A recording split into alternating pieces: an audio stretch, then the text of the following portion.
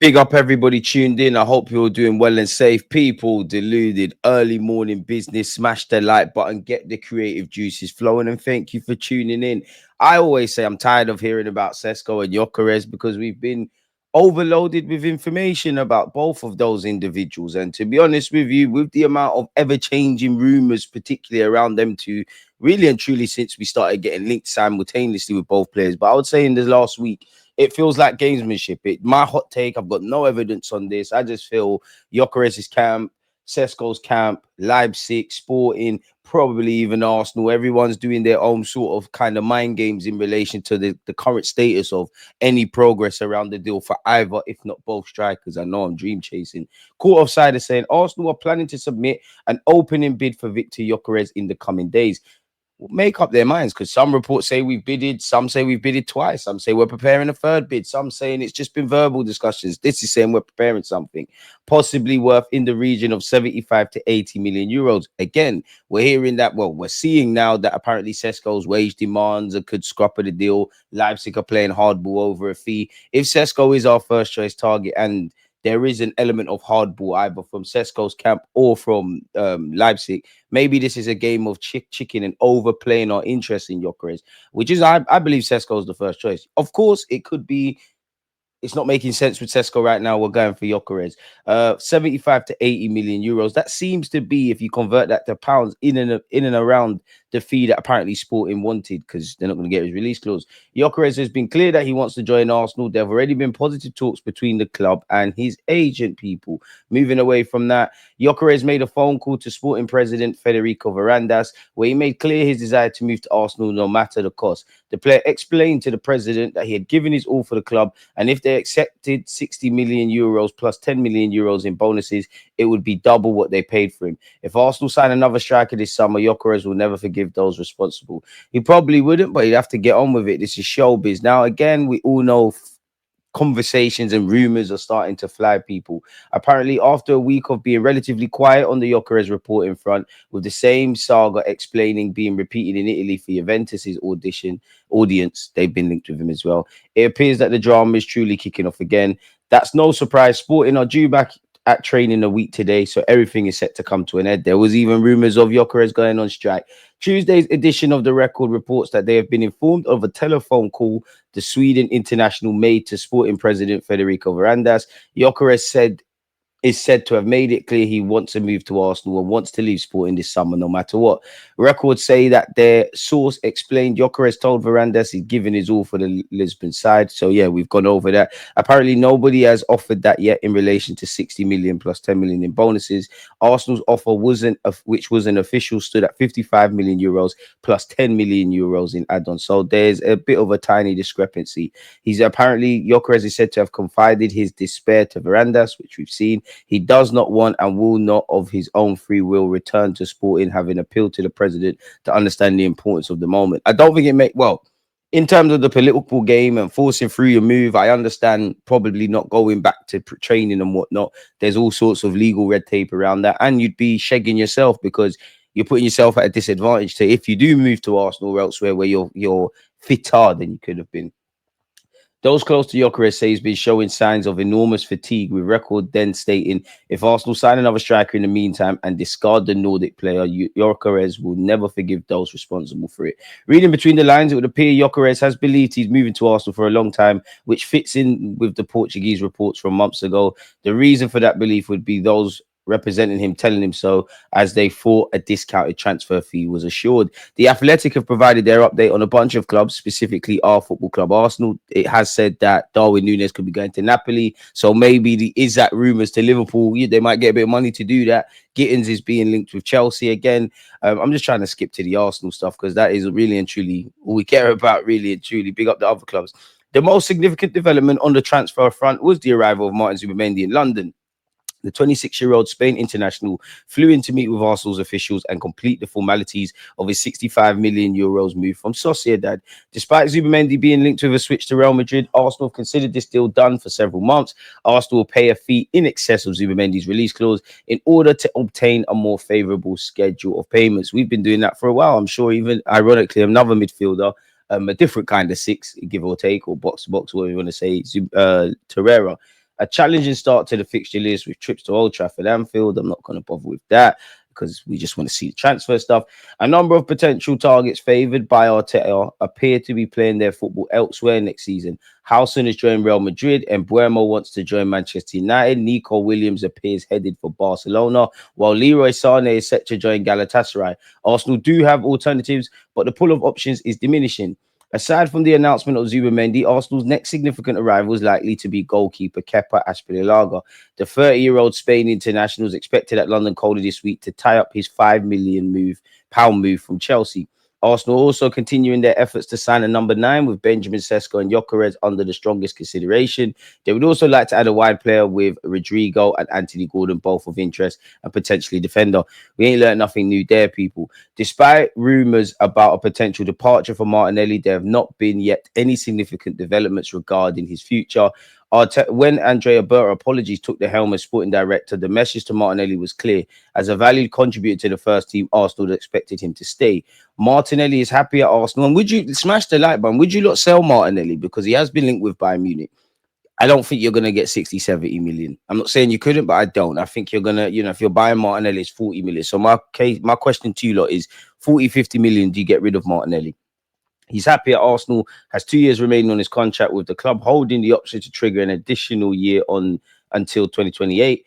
Of course, things can change quickly in the transfer market if an alternative buyer came in for Martinelli at an appropriate price, especially one which enabled Arsenal to land some of their top targets. Then Arsenal's position could shift. Kepa's arrival could mean a departure for 23-year-old goalkeeper Karl Hein. Hein spent last season on loan with Valladolid. After impressing in Spain, he is subject of loan interest from other La Liga clubs, although Arsenal would also be open to a permanent deal, people. Thomas Partey's contract expires next week, and Arsenal have been in negotiations with the Ghana international over an extension, but yet to find an agreement. Although Partey's preference has been to remain in London, he's entertaining offers from elsewhere. I mean, his deal's running down. He's got no choice. If Partey departs, he'll have to be replaced. It's a tricky proposition. With Partey able to leave for free, Arsenal may not have the budget to replace him with a player of similar standing. With the situation unresolved for now, Arsenal discussing a number of potential alternatives. Lucien Agormi, Sevilla's 23-year-old French midfielder, is one of the names under discussion. So I can't say we learned anything new there. Let's pause this because copyright is going to have a mare with that. Have a fun day with that. It'd be a mare for the channel. Subscribe if you haven't. Sesko stalemate sends Arsenal looking at striker options. There's still a 10 million euros gap between Arsenal and Leipzig on Benjamin Sesko, as the as the London club staff have also discussed a potential move for Noni Madueke. Skipping through a bit of this, people. Apparently, it's developed into a game of chicken and posturing on price. The two clubs seek to get the best deal possible. While Sesko's release clause comes in at just over 80 million euros, Arsenal have been seeking to do a deal on installments that currently comes down to 70 million euros. Leipzig so far haven't budged, but Arsenal's hierarchy are aware the Bundesliga club have pressure to sell, given they did not secure Champions League football next season. We have been linked with Gyokeres, as we know. We've been linked with Noni Madueke. It seems like that's going up. Apparently, Chelsea want 50 million, which is not a price Arsenal want to go for right now. There's a possibility a deal may be revived later in the summer. I mean, it would stink of Raheem Sterling in the sense of respectfully, beyond the obvious, similarities. Clearly, you've exhausted all your options, and now it's a case of trying to save face. So yeah, we've gone over the Sesko front. Partey, as we know, apparently is set to hold face-to-face talks with Mikel Arteta. Arsenal are adamant they will not increase their contract offer. However, the offer they currently have is still on the table. As it stands, he's 90% likely to leave Arsenal. Apparently, Chelsea, Arsenal, and Bayern Munich all made approaches to Barcola. Barcola doesn't want to leave PSG, and PSG don't want to sell, so leave it at that. AC Milan are still linked with Zinchenko. Apparently, they could sign him for a fee of just under 20 million euros. The only obstacle would be Zinchenko's high wages, and he's reasoning with a wage cut. I mean, it's a good move. We've gone over the Noni Madueke business. Rodrygo rumors are not going away anytime soon, people, as you lot know. Again, Zinchenko is subject to interest from a couple of clubs. He's been linked with Ajax, Borussia Dortmund, West Ham, AC Milan, actually El Hilal, Atletico Madrid, if I haven't said that. And apparently a source has told the Sun Sports Zinchenko is a major target for Fulham. He looks almost certain to leave Arsenal this summer, and there'll be no shortage of takers, which is music to our ears. Arsenal values Zinchenko at 12.7 million, while Fulham think they could land him for around 10 million. I mean, you know what? Give us 25, 30 million for him and Reece Nelson. Fulham, they're yours, mate. They're yours. We've gone over that already. Pardon me. See how excited I am. This was said earlier. Apparently, fresh Arsenal offers floated.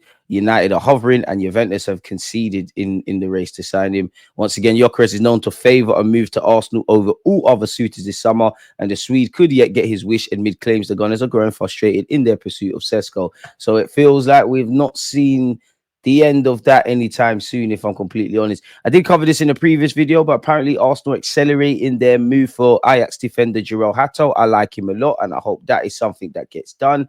We've gone over that already. Real Madrid's transfer stance on Arsenal target Rodrygo. Arsenal remain keen on signing Rodrygo and are confident they can offer him a sporting project that will convince him to leave the Spanish Giants. To leave Real Madrid for sporting stuff, I don't know. Rodrygo's attitude was called into question before the arrival of Xabi Alonso, but the Brazil international is said to have impressed his new boss with his aptitude in training during the early weeks of the Spaniard's reign. Despite his renewed efforts, Rodrygo, according to The Athletic, has been given no guarantees that he'll figure in Alonso's long-term plans. Arsenal, for their part, have sensed an opportunity and have made Rodrygo a primary summer target. The Gunners believe they can provide the player with an environment which will help him rejuvenate his career and have earmarked a spot for him on the left wing. But it'll be a fluid role that will not see him glued to the touchline, which, again, maybe we get to see some fluidity tactically from Arteta on that left-hand side, people. Arsenal's love, according to Romano, for Rodrygo will not be Arsenal love Rodrygo, but will not be in a position to bid for him until he informs Real Madrid of his desire to leave. At present, he's given no indication he's ready to seek a fresh challenge. And despite reports that Real Madrid value the former Santos forward at 90 million euros, President Florentino Perez will not set an asking price until Rodrygo hands in a release clause. Arsenal are keen to add a versatile winger to their ranks in the summer, as well as a centre forward, but are reluctant to wait too long for Rodrygo to make a decision, which is music to my ears. Nico Williams is a myth. Anthony Gordon's going to cost a lot of money. Nobody don't want Nyoni Madueke, and Buemo looks set to go to Manchester United. After the Copa del Rey final, which Real Madrid lost 3-2 to Barcelona after extra time, a report in Spanish newspaper Marca suggested Rodrygo had told Ancelotti's coaching staff he did not feel strong or in the mood to play before the game.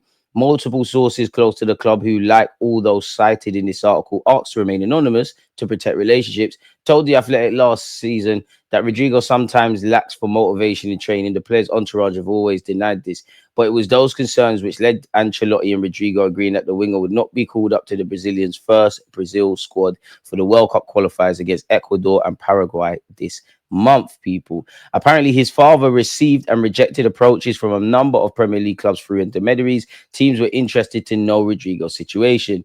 Arsenal were convinced they could offer him a sporting project where he'd be at ease playing on the left of attack, but with freedom to move around. He has regularly played on the right wing for for Real Madrid, which is not his favorite position. Arsenal are prepared to wait to determine whether Rodrygo is definitely open to leaving or not, and whether Real Madrid are willing to sell. But the Premier League club are mindful they cannot afford to wait indefinitely. Rodrygo is one of several wide forwards who have been under discussion at Arsenal this summer, once again also including Newcastle's Anthony Gordon.